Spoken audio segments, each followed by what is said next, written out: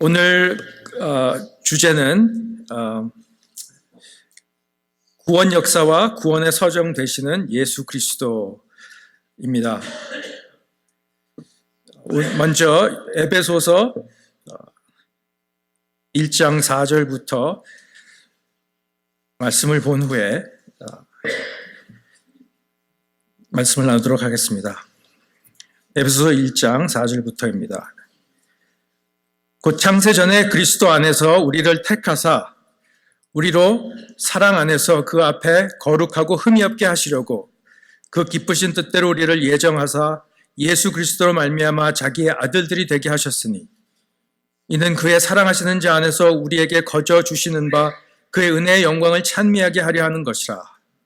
우리가 그리스도 안에서 그의 은혜의 풍성함을 따라 그의 피로 말미암아 구속 곧 죄 사함을 받았으니 이는 그가 모든 지혜와 총명으로 우리에게 넘치게 하사 그 뜻의 비밀을 우리에게 알리셨으니 곧 그 기쁘심을 따라 그리스도 안에서 때가 찬 경륜을 위하여 예정하신 것이니 하늘에 있는 것이나 땅에 있는 것이 다 그리스도 안에서 통일되게 하려 하심이라.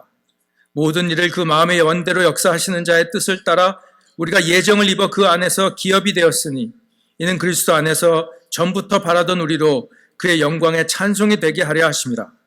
그 안에서 너희도 진리의 말씀 곧 너희의 구원의 복음을 듣고 그 안에서 또한 믿어 약속의 성령으로 인치심을 받았으니 이는 우리의 기업의 보증이 되사 그 얻으신 것을 구속하시고 그의 영광을 찬미하게 하려 하심이라.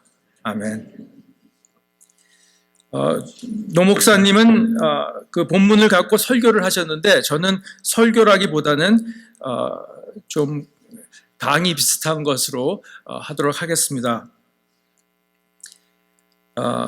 그 존 모레이라는 그 교수님이 아주 중요한 책을 쓰셨는데 Redemption Accomplished and Applied, 구원의 성취와 적용이라는 타이틀로 그 책을 쓰셨습니다.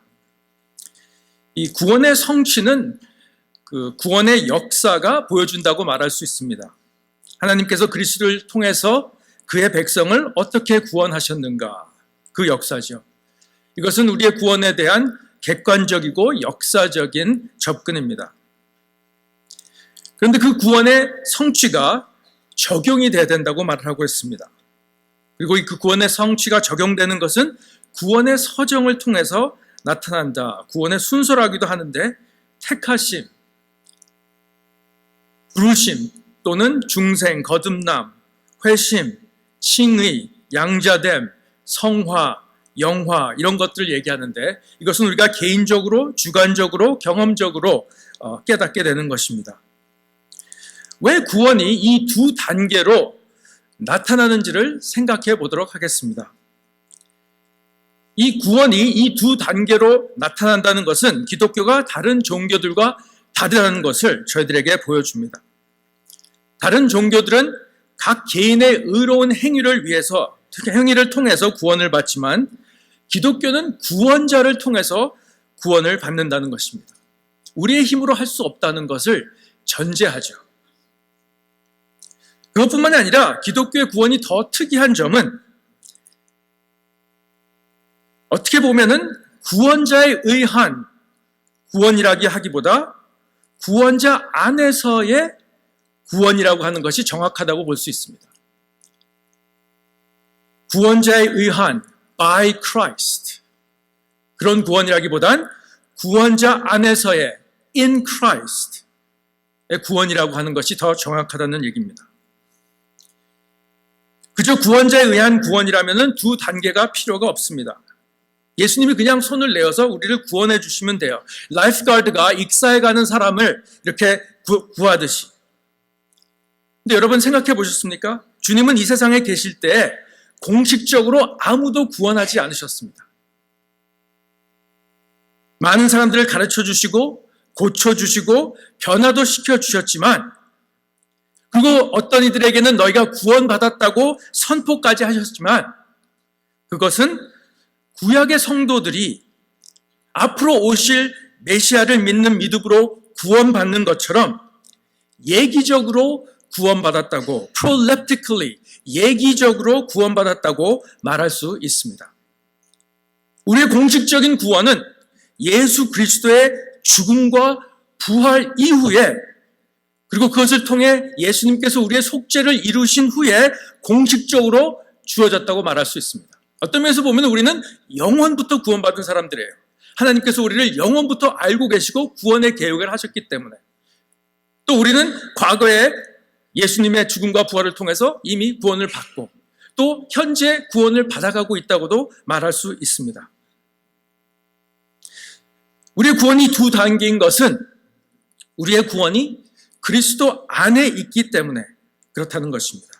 즉 그리스도와의 연합을 통해 이루어지기 때문에 우리의 구원이 구원의 성취와 구원의 적용, 예수님의 그 삶과 죽음과 부활을 통한 구원의 성취와 또 성령님을 통해서 그 구원이 우리에게 적용되는 이 두 단계로 나타나는 이유는 바로 예수 그리스도 안에 우리의 구원이 있기 때문에 그렇다는 것입니다. 그래서 이 구원 역사와 구원의 서정과의 관계를 통해서 이것이 어떻게 된 것인가를 보도록 하겠습니다. 말씀드린 것처럼 구원 역사의 본질은 무엇입니까? 성경 전체를 구원 역사라고 말할 수 있지만은 그 구원 역사의 본질은 예수 그리스도의 삶, 죽음, 그리고 부활이라는 것입니다. 구약 역사의 전체가 이것을 준비하기 위한 것이었습니다. 그런데 이것이 적용될 때 왜 이것이 택하심, 그 다음에 중생, 회심, 칭의, 양자됨, 성화, 영화의 서정으로 나타나나? 에트네시우스라는 그 church father이 이런 말을 했습니다. What has not been assumed hasn't been redeemed. 예수님께서 취하지 않은 것은 구원받지 않았다. 이것은 그 예수님의 인성에 대해서 얘기를 하면서 도대체 예수님이 인간이 되셨는가 안 됐는가, 그리고 예수님의 인성은 무엇을 포함하고 있는가를 이렇게 얘기하면서 이러한 얘기를 한 것입니다. 어떤 사람들은 예수님께서 이 세상에 인성을 갖고 오지 않으셨다. 또 어떤 사람들은 육체로 오셨지만은 영혼은 갖고 있지, 인간의 영혼은 갖고 있지 않았다. 그래서 많은 사람들은 예수님은 몸은 인간의 육체를 갖고 있지만 영은 하나님이라고 이렇게 생각하는 사람들이 있어요. 그래서 예수님이 인간의 영혼을 소유하고 있지 않았다고 믿는 사람들도 있었다는 것입니다. 그것을 반대하면서 예수님께서 취하지 않으셨으면 구원하실 수 없다. 예수님께서 우리의 육체를 취하지 않으셨으면 우리의 육체의 부활이 있을 수 없고, 예수님께서 우리의 영혼을 취하지 않으셨으면 우리의 영혼의 구원도 있을 수 없다는 것을 얘기한 것입니다. 이것을 저는 구원의 서정에 적용할 수 있을 것이라고 생각을 합니다. 예수님의 삶, 죽음, 그리고 부활이 구원 역사의 중심입니다. 그런데 이것이 무엇에 관한 것이냐는 거죠. 이 말은 우리가 예수님을 믿음으로 말미암아 경험하는 그 구원, 그 구원의 서정, 그 모든 것들, 구원의 서정에 나타난 모든 면들이 바로 예수님께서 먼저 경험하시고 얻으셨기 때문에 그렇다는 것입니다. 그러기 위해서는 이제 예수 그리스도가 참 이스라엘로 이 세상에 오셔서 그의 삶을 바라볼 때 예수님의 삶이 참된 이스라엘, 또 두 번째 아담이라고도 얘기할 수 있는데, 오늘 저녁에는 예수님의 삶을 참된 이스라엘의 삶이라는 그런 면에서 좀 보도록 하겠습니다. 이 마태복음의 첫 부분이 이것을 잘 보여주죠. 마태복음의 그 계보가 어떻게 시작합니까? 다윗과 아브라함의 자손 예수 그리스도라, 이렇게 얘기를 하는 것입니다. 이것은 무슨 말이죠? 다윗과 아브라함의 그 약속된 자손이 바로 예수 그리스도라는 것은 이것이 구약의 그 메시아적 예언을 요약하는 것입니다. 구약 전체를 요약해서 그 하나님께서 말씀하신 모든 그 예언들을 요약한다면 바로 예수 그리스도가 다윗과 아브라함의 자손이라는 것입니다. 그 후에 마태복음을 보면은 그 예수님과 이스라엘의 삶이 얼만큼 연결되어 있고 연합되어 있는지를 깨닫게 되는 것입니다. 그래서 마태는 예수 그리스도의 그 삶을 이스라엘의 출애굽으로 이렇게 저희들에게 보여주고 있습니다. 그래서 그 호세아서 11장 1절에 대해서 얘기를 하죠. 이스라엘에 어렸을 때 내가 사랑하여 내 아들을 애굽에서 불러냈거늘. 이 호세아서 11장 1절을 마태는 사용하면서 그것이 예수님에 의해서 완성됐다고 얘기를 하는 것입니다. 마태복음 2장 15절 헤롯이 죽기까지 거기 있었으니 이는 주께로 선지자로 말씀하신 바 애굽에서 내 아들을 불렀다 함을 이루려 하십니다. 이 말은 무엇입니까? 바로 예수님께서 참 이스라엘로 이 세상에 오셨다는 것입니다. 그래서 이스라엘의 그 역사와 예수님의 그 생애가 많은 공통점을 갖고 있음을 저희들이 보게 됩니다.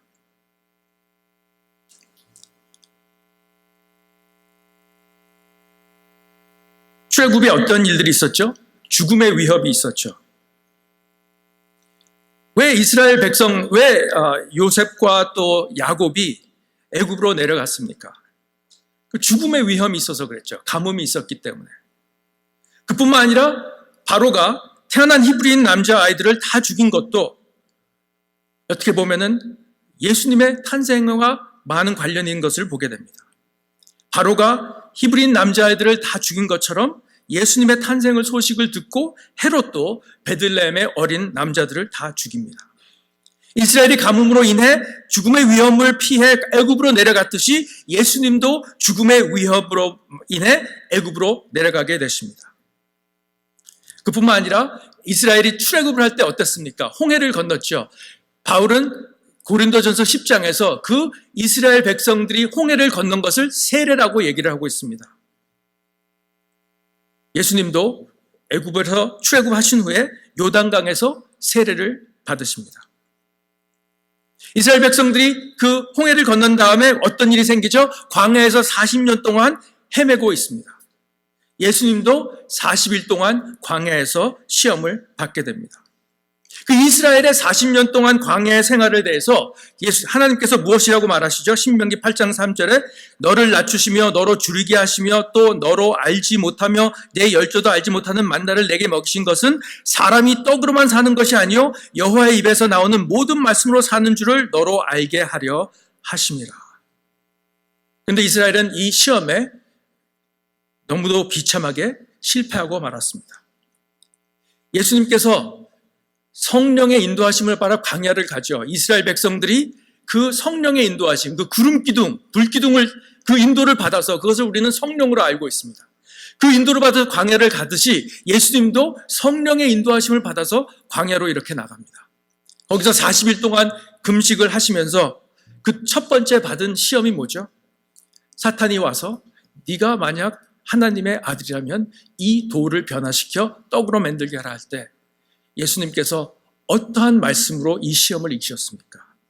예수께서 대답하여 가라사대 기록되었으니 사람이 떡으로만 살 것이 아니요 하나님의 입으로 나오는 모든 말씀으로 살 것이라 하였느니라 하시니. 여러분, 그저 예수님께서 의지가 강해서 이러한 시험을 이긴 것이 아닙니다. 예수님이 그 광야에서 40일 동안 시험을 받으실 때 이러한 시험을 받은 것은 예수님이 참 이스라엘임을 보여주기 위한 것입니다. 이스라엘과 같이 똑같은 시험을 받았지만 이스라엘은 실패하고 말았지만 예수님은 이스라엘이 실패한 것을 성공으로 이끄셨다는 것입니다. 그가 참 이스라엘이기 때문에 저는 이것이 너무나 마음의 위로가 되고 그 우리가 예수님에 대한 연합을 얘기할 때 우리가 잊지 말아야 하는 것은 예수님이 먼저 우리와 연합하셨다는 것입니다. 참 이스라엘로 오셔서 이스라엘이 겪었던 역사의 과정을 자기가 겪고 계세요. 그 겪으면서 하시는 것이 뭐죠? 똑같은 것을 그저 경험하는 것이 아니라 그 겪음을 통해서 이스라엘이 우리가 실패한 모든 것들을 그의 의로 이루고 마시는 것입니다. 여러분의 과거 어떻습니까? 후회스러운 것들이 많지 않습니까? 제가 제 아들한테 그랬어요. 어느 날 노는 날이 있어가지고 노는데 하루 종일 놀아요. 그래서 제가 물었어요. 밤에 너 그렇게 하루 종일 놀다가 잠잘 때 후회스럽지 않니? 저는 국민학교 5학년 때부터 이렇게 일기장이랑 시 쓴 걸 보면 전부 다 후회해요. 왜 시간을 이렇게 낭비했나? 내가 왜 이렇게 시간을 낭비했는데 후회스러운 게 너무나 많은데 제 아들한테 물어봤더니 전혀 후회스러운 게 없대요. 근데 모르겠어요. 여러분들도 요새도 이렇게 눈을 감고 저희 아버님도 돌아가셨는데 말년에 후회하는 것만 얘기를 하시더라고요. 후회스러운 것들만. 저도 후회가 스러운 것들이 너무나 많이 있어요. 여러분 그것을 어떻게 생각하십니까?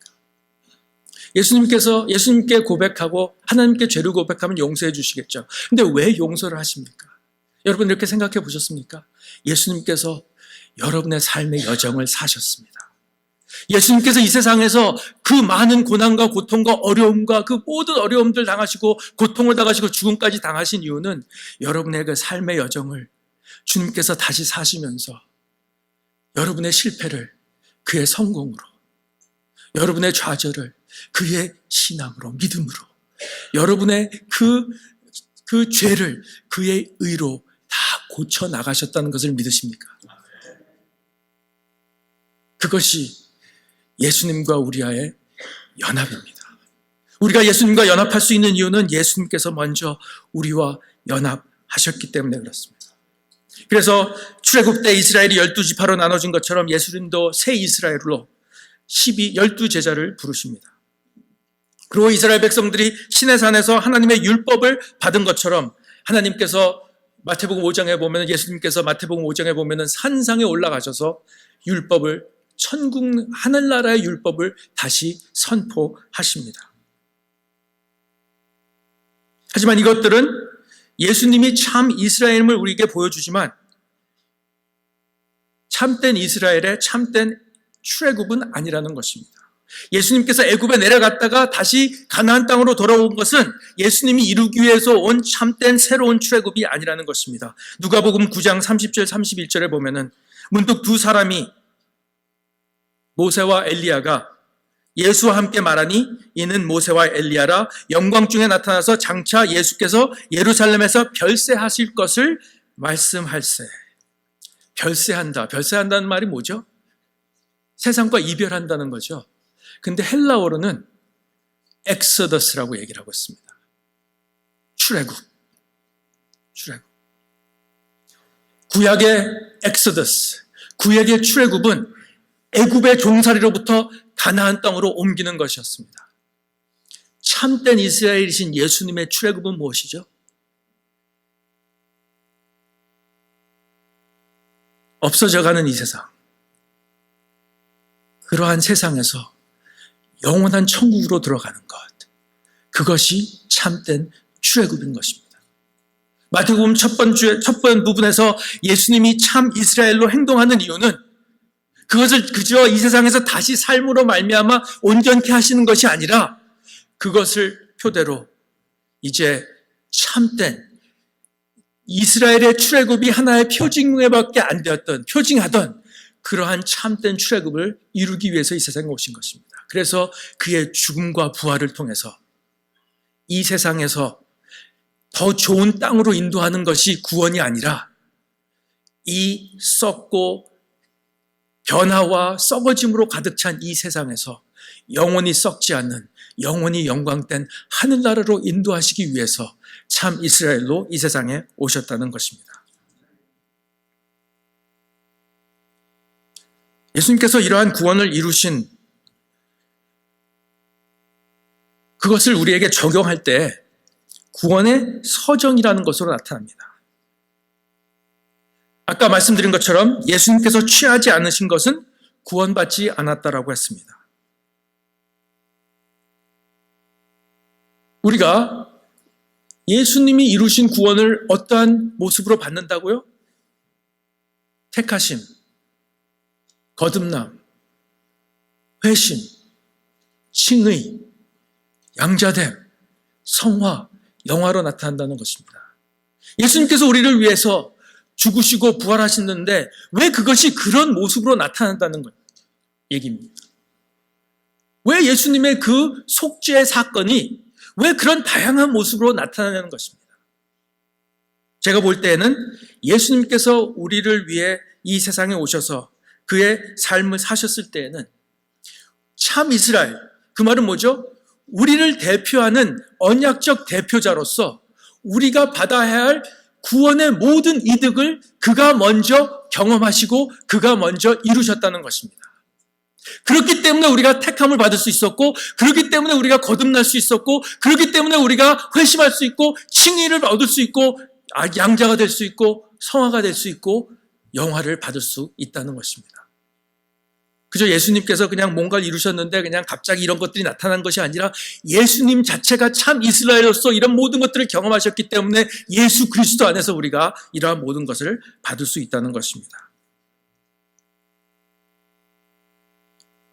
택하심. 하나님께서 우리를 창조 전부터 택하시고 불러주셨습니다. 왜 하나님께서 우리를 이렇게 불러주실 수 있을까요? 성자 되시는 예수님께서 우리의 구주로 택하심을 받고 부르심을 받았기 때문에 그렇습니다. 신학 웨스트민스터 소요리 문답 같은 데서 보면은 구원의 언약이라는 말이 나옵니다. 구원의 언약이란 무엇인가? 성부, 성자, 성령 사이의 언약입니다. 영원부터 우리의 구원을 위해서 삼위일체 하나님께서 맺은 영원한 언약을 우리는 구원의 언약이라고 얘기를 합니다. 그 구원의 언약에 대한 성경 구절들이 좀 나와 있어요. 많이 나와 있지만 요한복음 17장에 보면은 아버지여 때가 이르렀사오니 아들을 영화롭게 하사 아들로 아버지를 영화롭게 하게 하소서. 아버지께서 아들에게 주신 모든 자에게 영생을 주게 하시려고 만민을 다스리는 권세를 아들에게 주셨음이로소이다. 아버지께서 내게 하라고 주신 일을 내가 이루어 아버지를 이 세상에서 영화롭게 하였노니 아버지여 창세전에 내가 아버지와 함께 가졌던 영화로서 지금도 아버지와 함께 나를 영화롭게 하옵소서. 이거는 무슨 말이죠? 예수님께서 하나님과 아버지와 맺은 그 언약, 컨트랙트를 얘기하고 계신 거예요. 하나님 아버지가 예수 그리스도가 우리의 구원자로서 우리의 구원을 이뤘을 때 우리에게 택한 백성을 주시겠다고 태초부터 약속하신 것을 지금 예수님께서 말씀하시면서 그 약속을 이루어달라고, 내가 지금 이제 그 백성들의 구원을 위해서 죽게 되었기 때문에 이제 내가 나의 사명을 이룰 때 하나님 아버지가 약속하신 대로 나에게 그들의 백성을 주시고 그뿐만 아니라 나를 그들의 구원자로 영화롭게 하옵소서. 하나님 당신의 컨트랙을 지금 fulfill 해 주십시오라고 기도를 하는 것입니다. 그래서 사도 바울도 에베소서 1장 4절에 곧 창세전에 그리스도 안에서 우리를 택하사 우리로 사랑 안에서 그 앞에 거룩하고 흠에 없게 하시려고 우리를 불렀다고 하는 것입니다. 하나님께서 섭리하시고 성자가 이 세상에 오셔서 우리의 구원을 역사를 이루시고 이루신 구원의 역사를 성령이 우리에게 적용하고 계시다는 것입니다. 성자인 예수 그리스도가 우리의 구원을 위해 택함을 받아 부르심을 받았기 때문에 그 예수 그리스도 안에서 우리가 택함을 받았다는 것입니다. 예수 그리스도의 백성으로서 택함을 받았다는 것입니다. 두 번째 구원의 서정이 뭐죠? 중생입니다. 성령으로 거듭나는 것입니다. 이것이 예수님과 무슨 상관이 있습니까? 우리가 성령으로 거듭날 수 있는 이유는 예수님께서 성령으로 잉태되셨기 때문에 그렇습니다.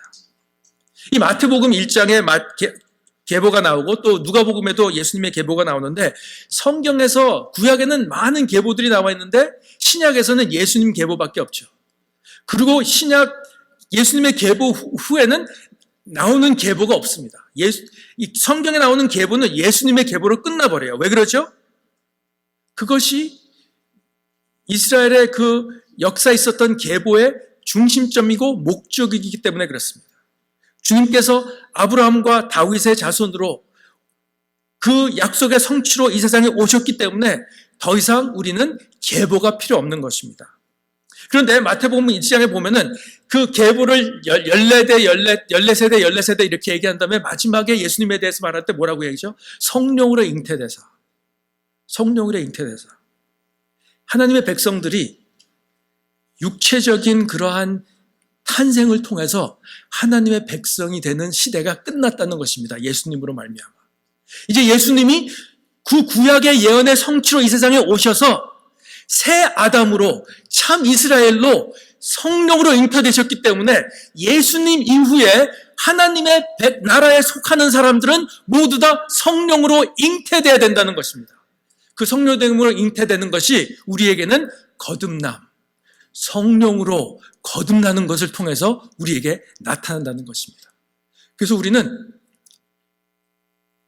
새로운 인류가 되는 것입니다.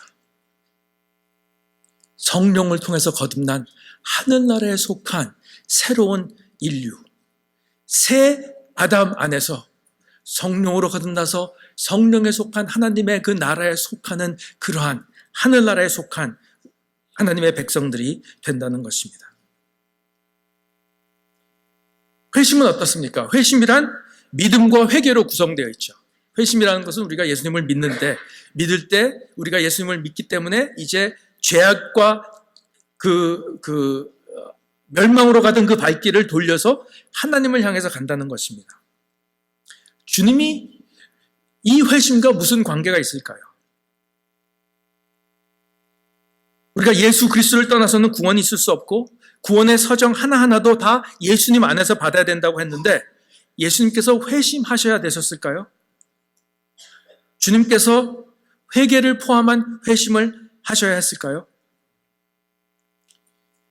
여러분, 예수님께서 요단강에서 세례를 받으셨죠. 그런데 그게 어떤 세례였습니까? 세례 요한의 세례가 어떤 세례였습니까? 마가복음 4장 1절에 보면은 세례 요한이 이르러 광야에서 죄 사함을 받게 하는 회개의 세례를 전파하니, 예수님께서 받은 세례가 회개의 세례예요.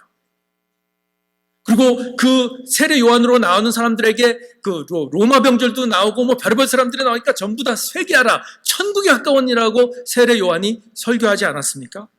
그래서 예수님께서 이 세례를 받기 위해 했을 때 내가 당신한테 세례를 받아야 될 텐데 의로운 당신이 왜 이런 회개의 세례를 받을 필요가 있냐고 세례 요한이 질문하지 않았습니까? 왜 예수님께서 회개의 세례를 받으셨습니까?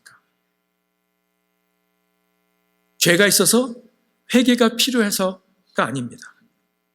주님께서 이 세례를 받으심으로 우리의 언약적 대표로 우리와 운명을 함께 하시겠다고 공식적으로 선포하시는 것입니다. 인간이 받아야 할 그 회개의 세례를 예수님께서 받으심으로 말미암아 내가 이제 나의 백성의 대표자로서 이러한 삶을 살겠다고 공식적으로 선포하시는 것입니다. 그래서 우리의 속죄를 위해 죽으시기로 헌신하시는 것입니다. 그래서 누가복음 12장 50절에 보면은 나는 받을 세례가 있으니 그 이루기까지 나의 답답함이 어떠하겠느냐. My distress. 답답함, 나의 괴로움.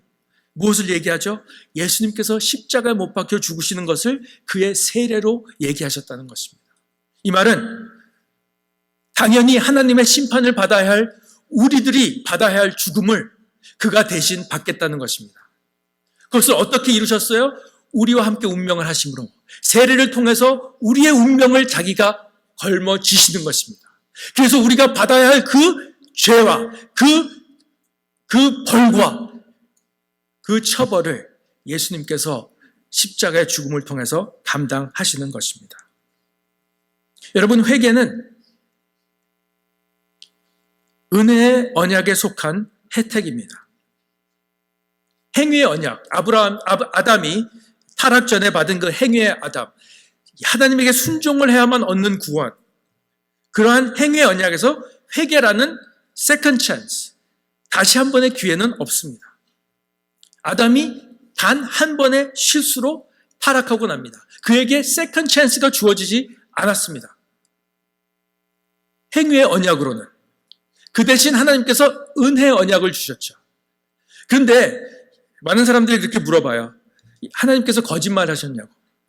네가 이 선악과를 먹는 그날 정령 죽으리라 하셨는데 아담이 죽었습니까? 안 죽었습니까? 그래서 많은 사람들은 그렇게 얘기죠. 영적으로 죽었어요. 근데 하나님께서 영적으로만 죽는다고 얘기를 하셨을까요? 그건 아닌 것 같아요. 어떻게 알 수 있죠? 그 죄를 지은 날 하나님께서 그를 심판을 하셨습니다. 은혜의 언약을 주심과 동시에 그것을 우리가 어떻게 알 수 있습니까?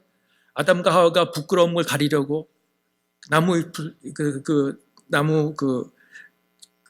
잎사귀로 자기를 가졌을 때 동물을 죽이셨죠.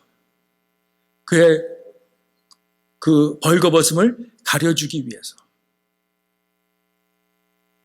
아담은 그 동물의 죽음을 통해서 죽은 것입니다. 하나님께서 심판을 하신 것입니다. 그렇지만 그것이 그 동물, 예수님을 표징하는, 예징하는 그 동물의 희생을 통해서만 그가 살아날 수 있었던 것입니다. 그것이 바로 예수 그리스도의 희생으로 이루어진 것입니다.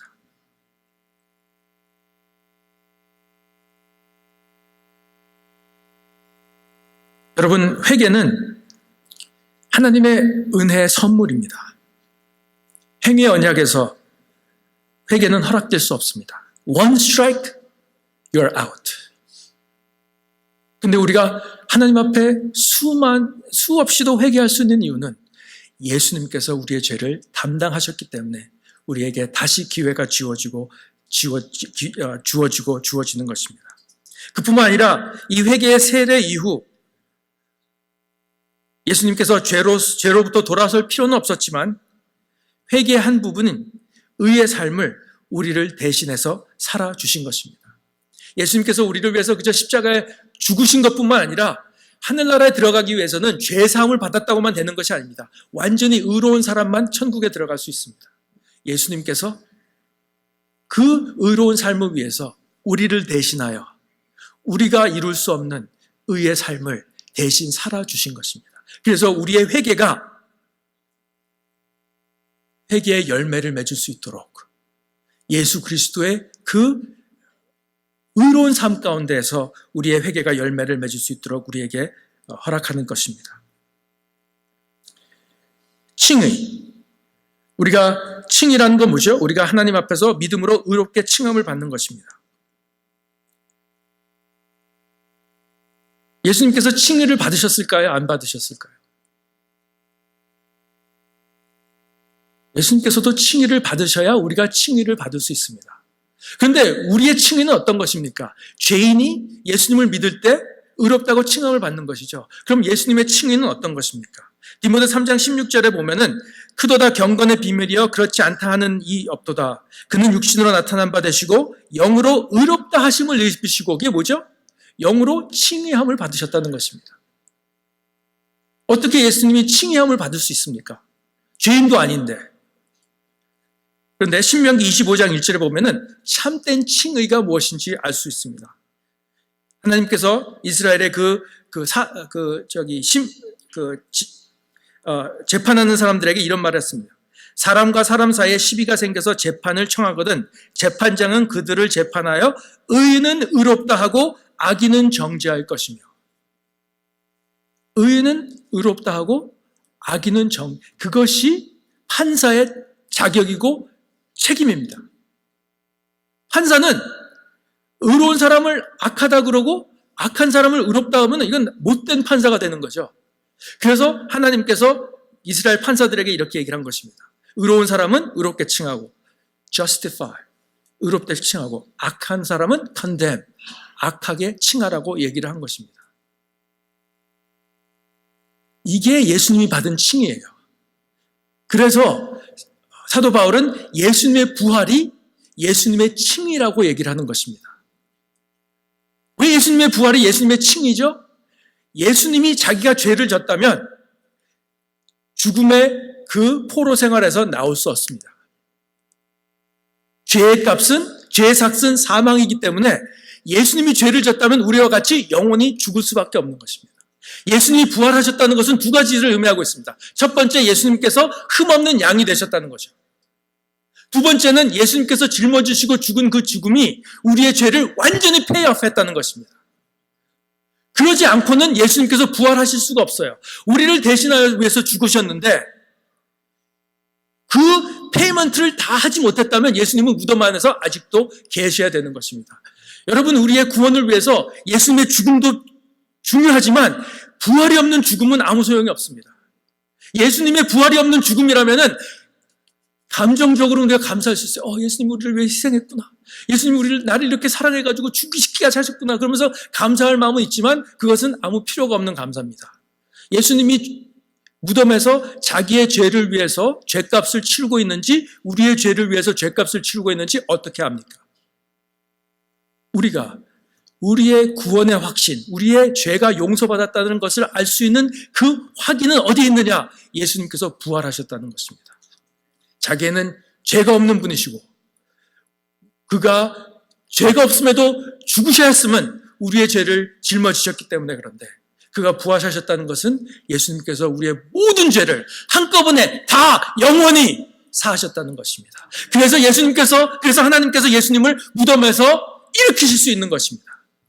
그것이 예수님의 칭의입니다. 너는 의롭기 때문에 내가 너를 의롭다고 부활로 칭하노라. 그렇기 때문에 우리 같은 죄인이 죄인임에도 불구하고 칭의함을 받을 수 있는 것입니다. 여러분이 우리들이 좋아하는 말씀이 있죠. 우리가 우리 죄를 고백하면 그는 자비롭고 사랑하셔서 우리의 죄를 사하시고 그러나요? 아닙니다. 미쁘시고 우리가 우리 죄를 자백하면 그는 미쁘시고 의로우사. 하나님께서 우리가 우리 죄를 자백하면 하나님이 의로운 심판자라면 어떻게 우리의 죄를 용서할 수 있습니까? 여러분 콜테 가가지고 I plead guilty, 내가 그 죄를 졌습니다. 그러면 판사가 참 착하다, 관도 그러나요? 그럼 잘 됐어. 트라이얼 없이, 재판 없이 감옥에 가는 거야. 그렇게 돼야 되거든요. 그런데 왜 우리가 우리 죄를 고백하면, when we plead guilty, 내가 죄인이라고 고백하면 왜 하나님께서 미쁘시고 faithful, 의로우사, righteous, 우리의 죄를 용서해 주십니까? 예수님께서 우리의 죄를 다 감당하셨기 때문에, 예수님께서 십자가에 돌아가실 때 우리의 모든 죄를 짊어지시고 하나님의 모든 분노와 노여움을 감당하셨기 때문에, 그리고 우리의 모든 죄가 하나님의 벌을 받았기 때문에 하나님이 의롭다고 한다면은 똑같은 죄를 갖고 두 번 벌하실 수 없다는 것입니다. 예수님 때문에 하나님은 여러분의 죄를 용서하셔야 합니다. 여러분이 예수님을 믿고 있기 때문에, 그리고 예수님께서 여러분의 모든 죄를 감당하셨기 때문에.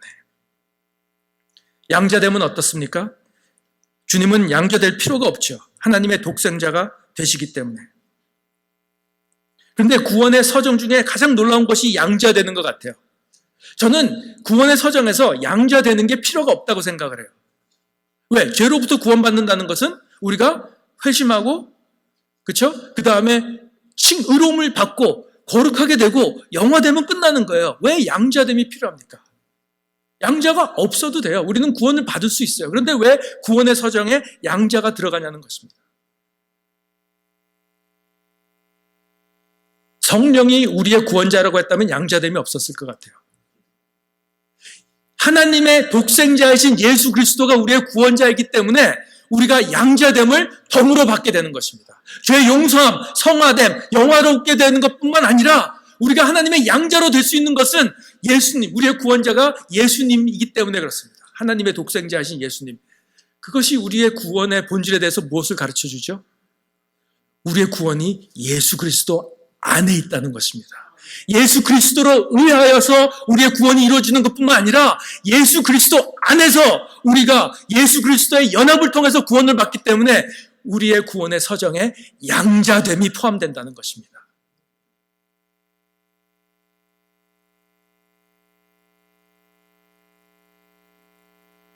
성화는 어떻습니까? 우리의 성화는 죄로부터 거룩해지는 것입니다. 죄가 없는 예수님이 성화가 필요했을까요? 근데 성화의 근본적인 뜻은 무엇입니까? 세상으로부터 구별되어 하나님께 헌신되는 것입니다. 제사장들이 구별됐죠? 그 성전에서 쓰이는 모든 것들이 구별됐습니다.